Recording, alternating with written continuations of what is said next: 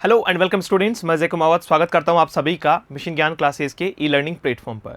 तो चलिए बच्चे, शुरुआत करते हैं आज फिर से एक बेहतरीन सेशन की। बातचीत चल रही थी हमारी प्रोनाउन की रिगार्डिंग, और प्रोनाउन में हमने समझने का प्रयास किया कि सर पर्सनल प्रोनाउन क्या है। पर्सनल प्रोनाउन के यूजेस हमने देखे कि किस तरीके से सिक्वेंसली पर्सनल प्रोनाउन को हम यूज कर सकते हैं। पर्सनल प्रोनाउन में पजेसिव एडजेक्टिव और पजेसिव केस के बीच में हमने डिफरेंस समझने का प्रयास किया। साथ में हमने ये भी जाना कि सर सब्जेक्टिव और ऑब्जेक्टिव फॉर्मेशन का हमें ध्यान रखना होता है। जब बात होती है सेंटेंस में सब्जेक्ट की, तो हम सिर्फ सब्जेक्टिव फॉर्म का ही यूज कर सकते हैं। प्रीपोजिशन के साथ में हमेशा ऑब्जेक्टिव केस आएगा, ये भी हमने जानकारी जुटाई।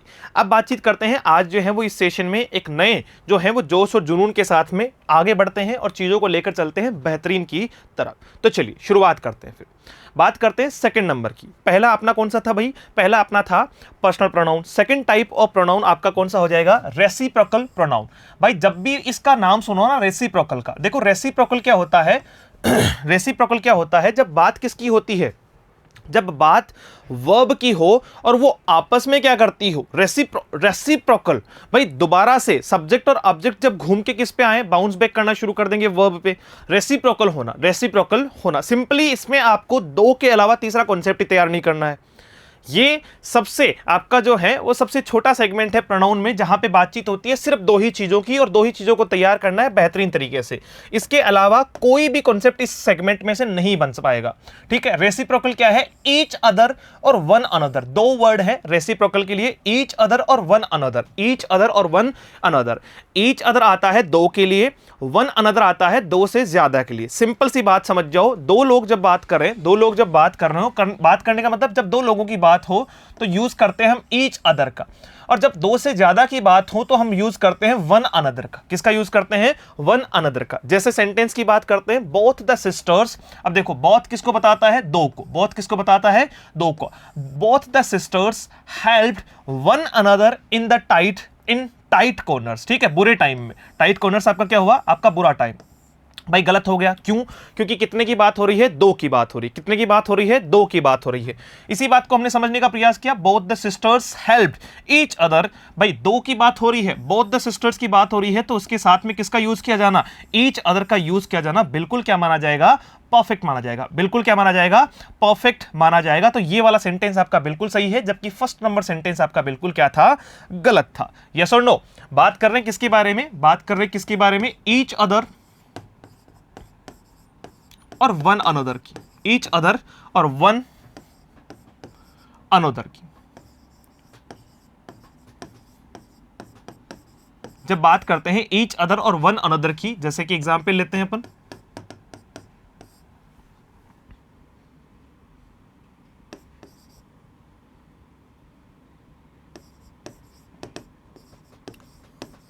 Ruhi and Suhani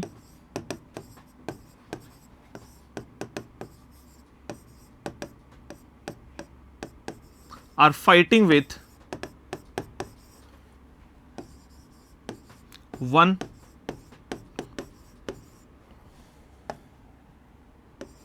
another। दूसरी बातचीत करते हैं बच्चे।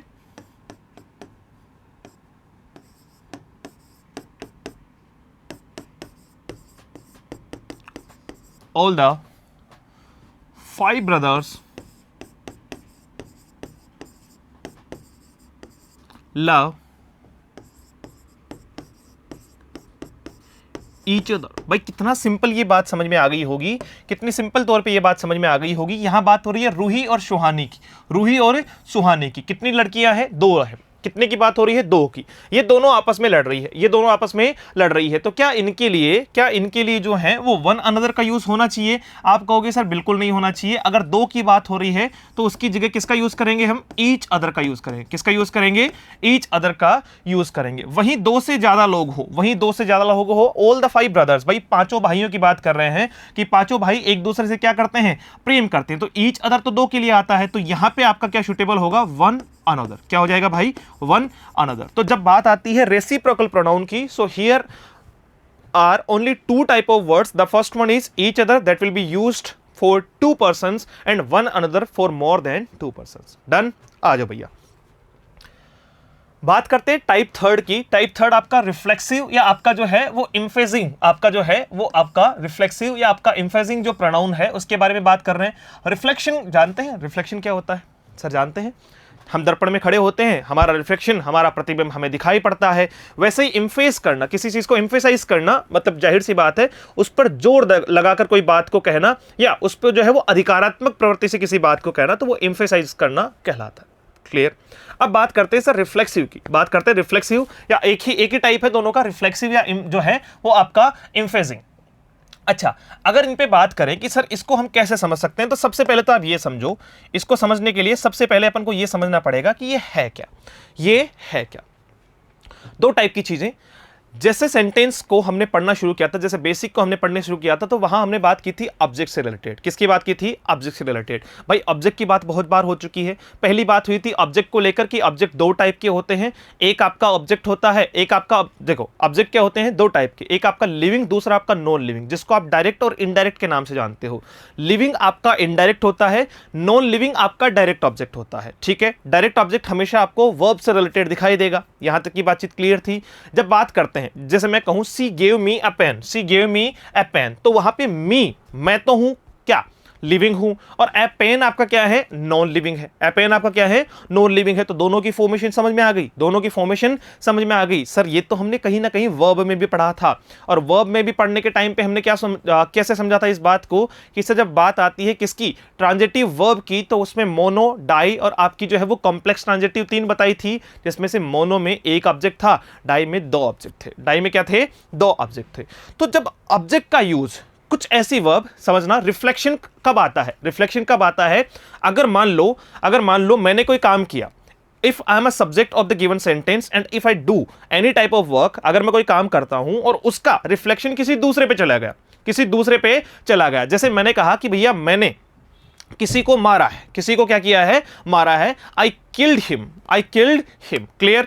तो मैंने कोई काम किया और वो रिफ्लेक्शन, वो जो प्रतिबिंब था, प्रतिबिंब का मतलब उस जो कार्य था, वो जो वर्ब थी, उसका जो आधार था, काम करना जो था मेरा, मारने का जो काम था, उसका जो है वो, उसका जो है वो भाव किसके ऊपर गया है? सर हिम के ऊपर गया है। समझ पा रहे हो कि सर वो कहां तक गया है? हिम के ऊपर गया है। आपने जो काम किया ना सर, उसका भुगतान बेचारे उसको करना पड़ा, वो मर गया। समझ पा रहे हो आप मेरी बात को? लेकिन मैं कहूं कि भैया अगर कोई व्यक्ति मेंटली स्ट्रेस्ड हो गए, यूजुअली मैं आपको उससे पहले एक छोटी सी सलाह दे देता हूं कि मेंटल डिस्टर्बेंस का मतलब ये नहीं है कि आप अपने अमूल्य जीवन को खो दें। जीवन बड़ा मूल्यवान है, उसे आप जो है वो ध्यान में रख के चीज़ों को, बिल्कुल परेशानी आती है, सबके जीवन में आती है, आएगी, ठीक है, आती रहेगी, अंतिम समय तक आती रहेगी, लेकिन उन परेशानियों से लड़ना, जूझना और उनसे निकल पाना, यही एक इंसान की खासियत होती है। तो बात कर रहे हैं किसके बारे में? अगर कोई मेंटल डिसऑर्डर की वजह से या किसी मेंटल प्रेशर की वजह से सुसाइड कर लेता है या किसी और वजह से सुसाइड कर लेता है, अब मुझे बताओ वो मरा, क्या हुआ? सर वो मरा, मरने की प्रक्रिया भी हुई, लेकिन मरा कौन? सर वो खुद ही मर गया, वो खुद ही मर गया। इसका मतलब इंपैक्ट जो है वो किसी और पे नहीं गया। मैंने किसी को मारा, इंपैक्ट किस पे गया? हिम पे गया। लेकिन वो मैं खुद मरा या जो है वो कोई व्यक्ति खुद मरा, इसका मतलब इंपैक्ट किस पे आया? सर खुद पे। रिफ्लेक्शन किस पे आया? खुद पे। और मारते टाइम अगर मैंने किसी और को मारा तो रिफ्लेक्शन किस पे गया? उस पे। समझ में आ गई बात? तो रिफ्लेक्सिव प्रोनाउन का यूज तब किया जाता है जब कुछ गिवन वर्ब हो आपके सामने और वर्ब के बाद में आपको ऑब्जेक्ट ना दिया हो। क्या ना दिया हो? ऑब्जेक्ट ना दिया हो। आपका डायरेक्ट ऑब्जेक्ट जब नहीं दिया जाता, डायरेक्ट और इनडायरेक्ट बता दिया है मैंने। डायरेक्ट तो आता है किसके लिए? नॉन लिविंग के लिए, और इनडायरेक्ट आता है आपका लिविंग के लिए। तो जब आपको डायरेक्ट ऑब्जेक्ट नहीं दिया जाता, उस कंडीशन में हम किसकी बात करते हैं? सर उस कंडीशन में हम रिफ्लेक्सिव की बात करते हैं। आओ भैया देख लेते हैं फटाफट से। सी किल्ड हरसेल्फ। देखो क्या किया इसने? सी सब्जेक्ट है इसका, किल्ड वर्ब है इसकी, मेन वर्ब की सेकंड फॉर्म हरसेल्फ। अब देखो इसने किसको मारा है? इसने किसको मारा है? सी killed herself, she killed herself. Reflection किस पे आया है? ये हरसेल्फ कौन है? सी। उसने खुद को ही तो मारा है भाई, उसने खुद को ही तो मारा है। यस और नो? Definitely yes. तो यहां बात हो रही है किसकी? रिफ्लेक्सिव की। यहां बात हो रही है किसकी? रिफ्लेक्सिव की। जो एम्फसाइज करना, किसी की बात को जोर देकर कहना, किसी की बात को जोर देकर कहना, वो भी समझ लो। जैसे मैं कहूं सी किल्ड द रेट हरसेल्फ। अब देखो पहली बात, सी सब्जेक्ट है, किल्ड यहां मेन वर्ब की सेकंड फॉर्म है। किसको मारा? रेट को मारा है। किसको मारा है? रेट को मारा है। ये इसका ऑब्जेक्ट है। इसमें तो सर ऑब्जेक्ट है, इसमें तो ऑब्जेक्ट है। फिर ये हरसेल्फ का यूज क्यों किया गया है? फिर ये हरसेल्फ का यूज क्यों किया गया है? भैया यहां हरसेल्फ जो है वो क्या बता रहा है? इस बात को जोर देकर कह रहा है कि उसी ने इस चूहे को मारा है। जीव हत्या बहुत गलत है, नहीं करनी चाहिए। उसी ने इस चूहे को मारा है, इस रैट को मारा है। समझ पा रहे हो? तो ये आपका हरसेल्फ का यूज, अगर ये जो है वो कहां आता, वर्ब के ठीक बाद में आता, वर्ब के ठीक बाद में आता। जैसे यहां आया है सी killed herself, she killed herself, तो उसने क्या किया है, रिफ्लेक्शन दिया है, रिफ्लेक्सिव प्रोनाउन का काम करेगा। वहीं एक ही बात है, बात एक ही है, दोनों टाइप एक ही है, लेकिन फिलहाल बात कर रहे हैं कि सर जो है वो प्लेस कहां है। वहीं हम बात करते हैं she killed the rat herself, she killed the rat herself, तो वो आपका क्या है, एम्फेसाइज करना है किसी चीज को जो है वो अधिकारात्मक प्रवृत्ति के तौर पे, मतलब कहने का मतलब क्या, जोर देकर कहना कि भैया उसी ने, सी किल्ड द रैट हरसेल्फ, उसी ने इस चूहे को मारा, उसी ने इस चूहे को मारा। क्लियर? आ जाओ भैया फटाफट से, यहां बातचीत कर रहे हैं she killed the rat herself, ये तो ठीक हो गया आपका, और she herself killed the rat, she herself killed the rat. अब इसको कहां ले लिया, अब इसको कहां ले लिया, ऑब्जेक्ट है ना, ऑब्जेक्ट देखो इस बारे में बातचीत कर लेते हैं। सबसे पहले यहां पे सब्जेक्ट है, यहां पे क्या है, सब्जेक्ट है, ये मेन वर्ब की सेकंड फॉर्म है, ऑब्जेक्ट दिया हुआ है, ऑब्जेक्ट भी दिया हुआ है, इसमें कोई दिक्कत नहीं है, ऑब्जेक्ट भी दिया हुआ है, तो ये आपका क्या हो गया, एम्फेसाइजिंग आपका जो है वो क्या हो गया, प्रोनाउन हो गया। वहीं पे हमने हरसेल्फ को कहां ले लिया, हरसेल्फ को जो है वो सी के ठीक बाद में ले लिया, जोड़ देकर बात करने के लिए।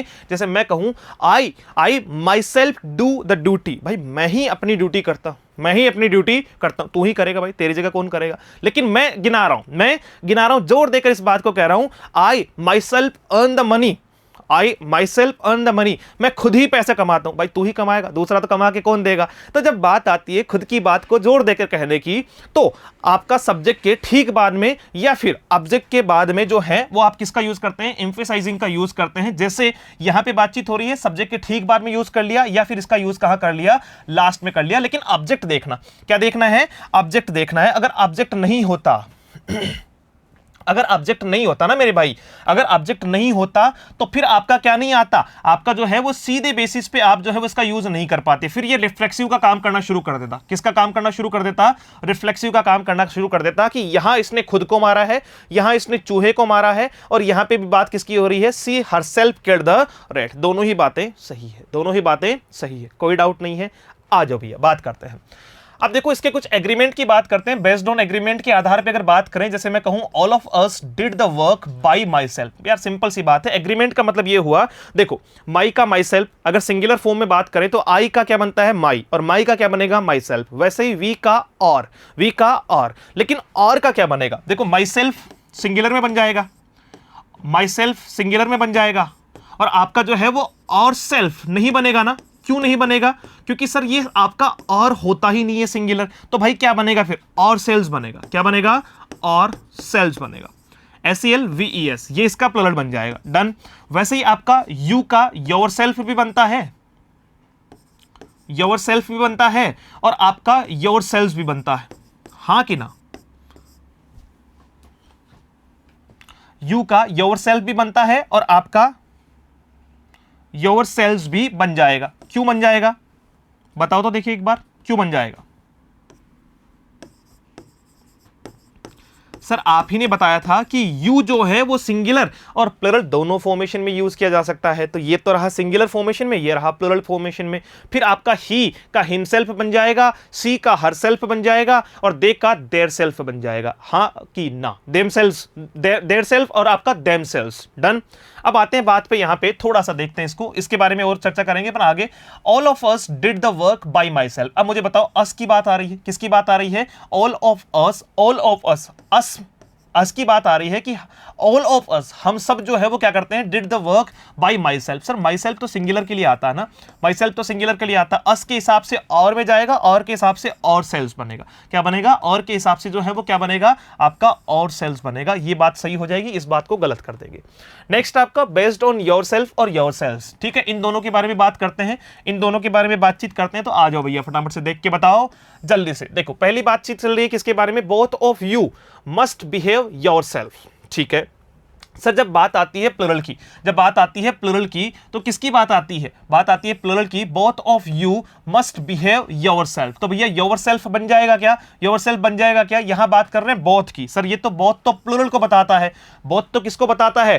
प्लुरल को बताता है। और प्लुरल को बताएगा तो भाई जाहिर सी बात है, प्लुरल को बताएगा तो फिर योरसेल्फ ना के क्या आएगा? Both of you must behave yourself, must behave yourself आएगा, ना कि योरसेल्फ। ये बात आपकी बिल्कुल ठीक मानी जाएगी।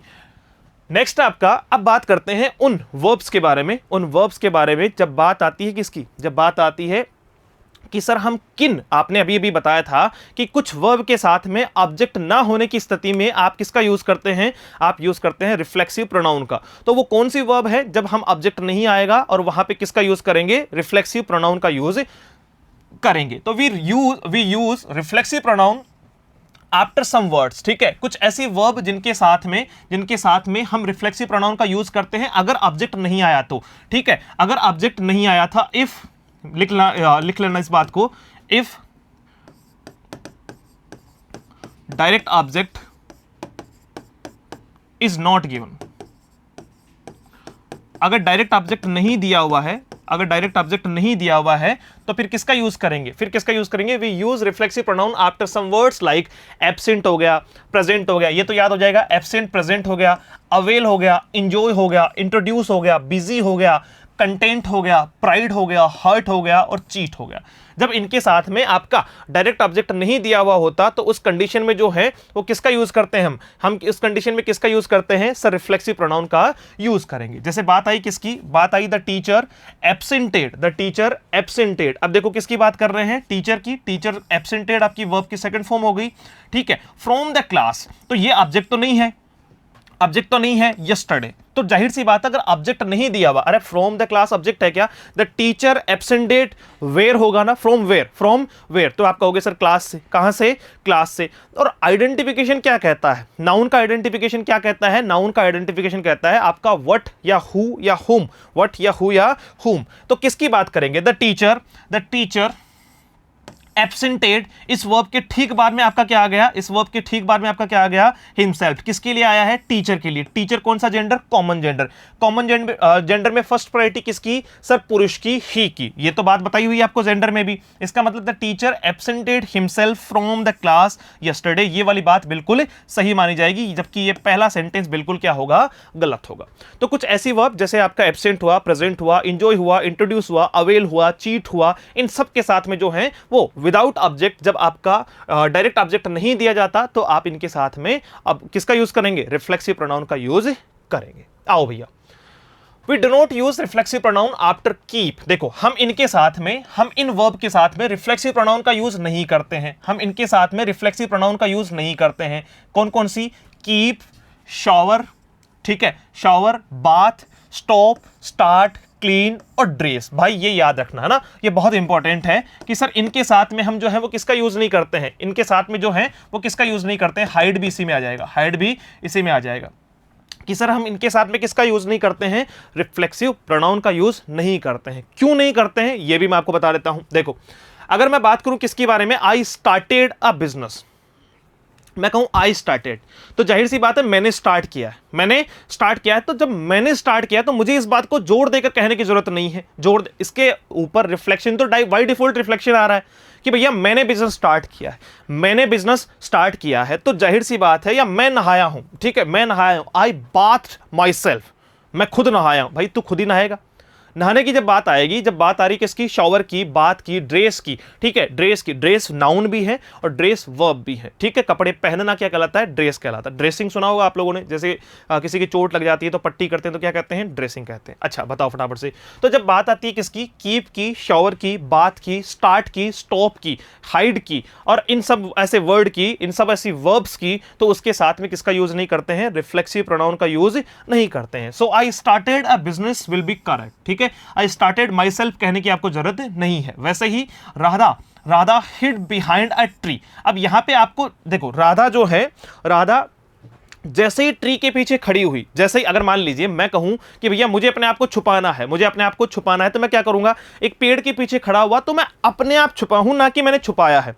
तुम जब सामने से देखोगे तो मैं छुपा हुआ ही दिखाई दूंगा। तो मैं ये थोड़ी कह सकता हूं कि मैंने इस पेड़ के पीछे खुद को छिपाया है। भैया पेड़ के पीछे आते ही मेरा जो बैकग्राउंड है वो अपने आप छिप गया, मेरा जो बैकग्राउंड है वो अपने आप ही छिप गया। तो हाइड के लिए भी किसका यूज नहीं किया जाता है, आपका रिफ्लेक्सिव प्रोनाउन यूज नहीं किया जाता है। राधा हाइड, हाइड का सेकंड फॉर्म क्या है, हिड है। Radha hid behind a tree, Radha जो है वो एक पेड़ के पीछे छुप गई। क्लियर हुई बातचीत हमारी?